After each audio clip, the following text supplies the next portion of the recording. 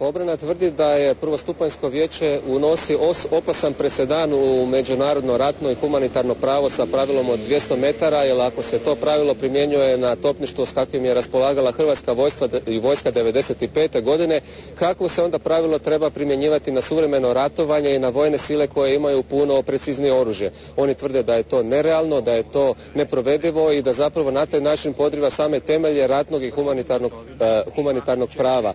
Također su posjetili kako nije identificirana niti jedna žrtva u granatiranim gradovima koja je bila posljedica takozvanog prekomjernog granatiranja. Usporedite to primjerice sa granatiranjem gradova u Hrvatskoj, sa Šibenikom, Dubrovnikom, Zadrom, Gospićem ili Vukovarom, koji je potpunosti sravnjen sa zemljom. Čak i u jednodnevnom napadu na Zagreb je bilo žrtava.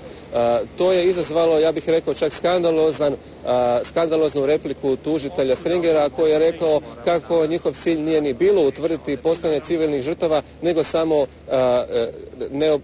neutemeljenost, odnosno nelegitimnost tih granatiranja. Sporan je udruženi zločinački poduhvat. Obrana tvrdi da nema nijednog sudionika Brijunskog sastanka koji je potvrdio da je tamo bila izrečena namjera protjerivanja srpskog stanovništva, a isto tako nijedna takva izjava ne postoji u Brijunskom transkriptu. Predlažem da pogledamo tijek današnjeg suđenja. Raspravno je vijeće proizvoljno utvrdilo marginu pogreške od 200 metara za zakonitost topničkih pogodaka, iznijela je obrana Ante Gotovine. Tvrdi da je to pravilo izmišljeno kako bi se pokrile rupe u optužnici. Glavni tajnik UN-a, promatrači Europske zajednice i drugi čelnici humanitarnih organizacija u svojim izvješćima o događajima u Krajini 4. i 5. kolovoza nisu spominjali nezakonite napade. Još je važnije što nije utvrđeno da je i jedan civil ubijen ili ranjen, te da nijedan srpski civil nije ustvrdio da je napustio Krajinu zbog straha od granatiranja. Gotovina je izdao naređenje da se topništvom ciljaju u sva 4 grada prethodno utvrđeni vojni ciljevi. Drugo, od ukupno 900 projektila ispaljenih na Knin, najmanje 850 je očito ispaljeno s namjerom da se pogode vojni ciljevi. Za argumente tužitelja kako za presudu nije bilo potrebno dokazivati da su poginuli civili, dodatno su objašnjenje zatražili i članovi žalbenog vijeća. Čak ako nisu sasvim točne tvrdnje obrane da nije bilo žrtava, kako objašnjavate da ih je bilo tako malo, a ispaljene su na stotine granata? Nezakoniti napad u ovom slučaju je tretiran kao čin namjere, ne kao nezakoniti napad sam po sebi, tako da nije bilo potrebno dokazivati smrt civila. Tužiteljstvo je dodalo kako je granatiranje 4 gradova bilo samo dio šire akcije, dogovorene na Brijunima, na čelu s predsjednikom Tuđmanom, a glavni je cilj bio protjerivanje srpskog stanovništva. Obrana Ante Gotovine ostala je zaprepaštena promjenama teza tužitelja. Počeli su nezakonitim granatiranjem, rekao je odvjetnik Mišetić, a kada to nisu dokazali, završili su činom namjere. I obrana generala Markača tvrdi da tužiteljstvo izmišlja dokaze i zakone. Presuda se temelji na nezakonitom napadu, a kada pada ta teza, padaju i zaključci. To je, kažu, kao kuća od karata. Izvuče li se jedna karta, presuda pada. Ostaje nam samo jedna zakonita zapovjed koja je ponovljena niz zapovjedni lanac. Raspravu pred žalbenim vijećem u Hagu pratio je i poznati hrvatski glumac Goran Višnjić, kako bi dao potporu generalu Gotovini. Ja mislim da sam skoro više emotivan nego general Gotovina, jer mislim da se drži sjajno. Mislim da bi general Gotovina trebao šetati, čak i danas, ali dobro. U očekivanju pozitivnog ishoda žalbenog postupka, mnogi su u Hagu danas zapalili svijeće. Branimire, sudu su se prvi put obratili i generali.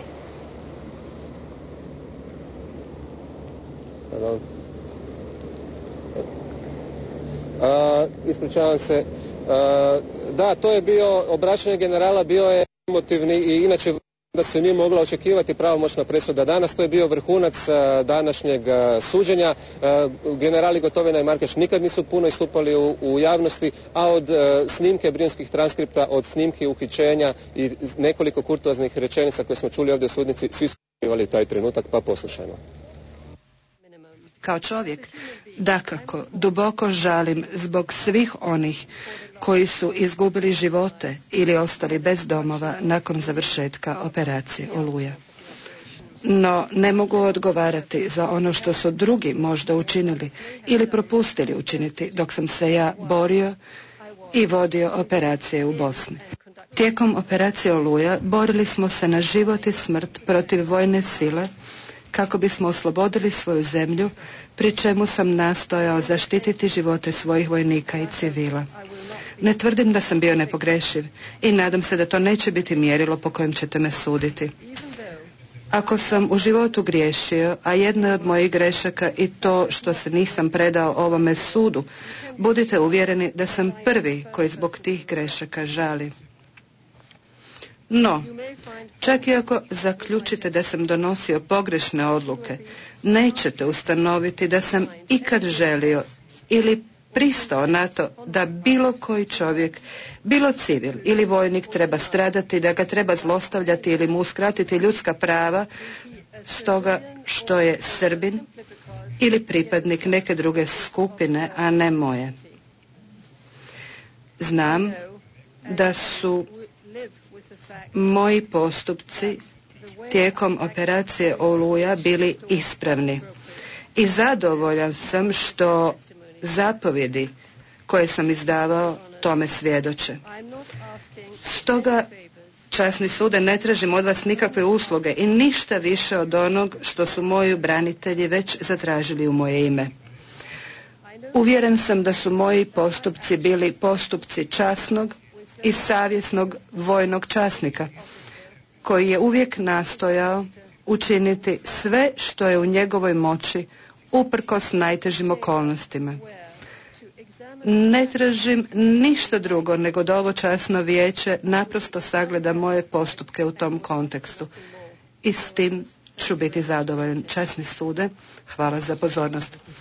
Časni sude, uvjeren u pravednost ovog suda i svoju nevinost, dobrovoljno sam pristupio ovom sudu prije 9 godina. Tijekom dosadašnjeg postupka iznenađen sam izrečenim navodima o vojno-redarstvenoj operaciji Oluja, koji nisu utemeljeni na istinitim činjenicama, te u mnogo čemu pogrešno interpretiraju ono što se stvarno događalo na terenu. Izazvano pokušajima preoblikovanja činjenica iz Domovinskog rata, iskreno vam želim reći, ja nisam nikakav član udruženog zločinačkog poduhvata, niti sam ratni zločinac. Također, o postojanju bilo kakvog udruženog zločinačkog poduhvata prvi put sam čuo na ovom suđenju. Ni predstavnici međunarodne zajednice koji su se nalazili u to vrijeme u Hrvatskoj, ni bilo tko iz domaće javnosti, ni na koji način nije mi ukazao na postojanje narečenog poduhvata. Isto tako, nikada i nitko prije, tijekom ni nakon oslobodilačke operacije Oluja od domaćih institucija i međunarodne zajednice nije mi ukazao na eventualno nezakonito postupanje pripadnika specijalne policije Ministarstva unutarnjih poslova, na čiju profesionalnost posebno sam ponosan. Slijedom rečenog, nisam planirao, počinio, niti prikrivao bilo kakav zločin, jer to nije u skladu sa mojim životnim svjetonazorom. Ja sam policijsko-vojni časnik koji je odgovorno i profesionalno, zajedno s počinjenima, izvršavao zadaće koje mi je nalagao načelnik glavnog stožera Oružanih snaga i ministar unutarnjih poslova Republike Hrvatske. Moj posao bila je borba protiv terorizma, obrana i oslobađanje nelegitimno okupiranog teritorija i na njemu uspostava pravnog poretka Republike Hrvatske. Kao čovjek i humanist duboko osjećam sa svima koji su pretrpjeli osobne gubitke za vrijeme tih nemilih događaja. Časni sude, nisam kriv. Očekujem od vas da ćete pomno proučiti dostupne vam materijale i donijeti pravednu presudu. Zahvalan sam što ste mi omogućili da vam se ovom prigodom obratim. Hvala.